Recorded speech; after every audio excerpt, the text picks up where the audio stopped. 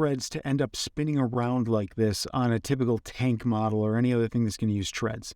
First, I'm going to demonstrate the really obvious, clear way that we can do this. Then I'm going to demonstrate in code how we can walk through that.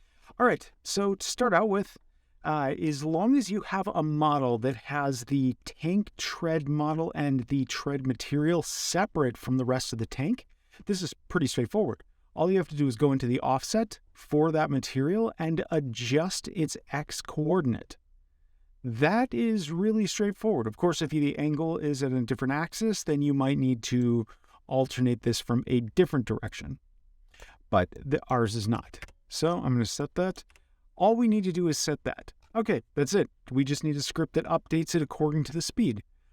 All right, so how do we manipulate this with code? So let's dive into some of the code and take a quick look. So I have this tread script over here, and I have this XYZW, a vector 4, being passed in. You'll notice my value is at 0, 6 in the Z column. If I increase that, it goes faster. If I slow it down or put it into negatives, it goes into reverse.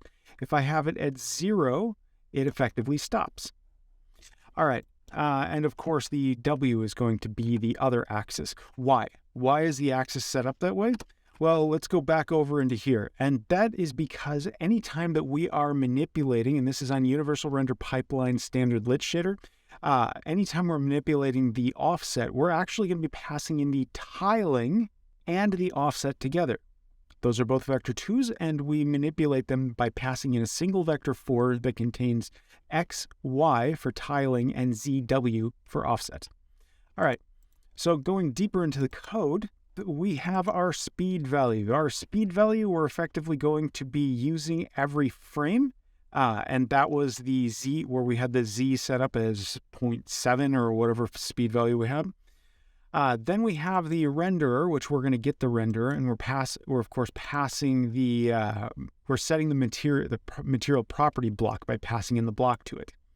Then we have this underscore base map ID. Now I could just use the property ID, or just this by name, and update the vector, that vector 4.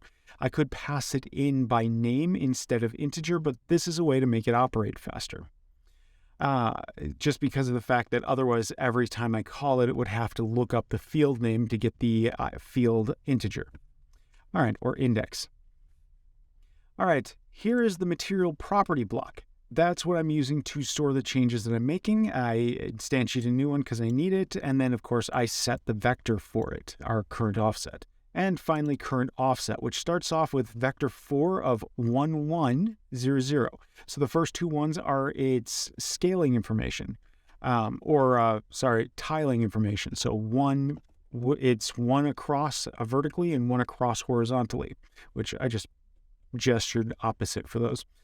All right, and then effectively every single update, we are adding the speed to the offset. So our speed was affecting Z in our case, so Z will be incrementing.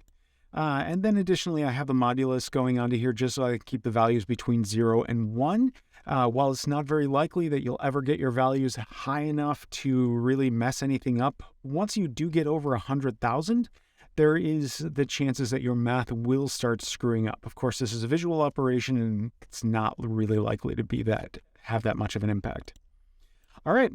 So that's how this works. I hope this was useful to you. Thanks.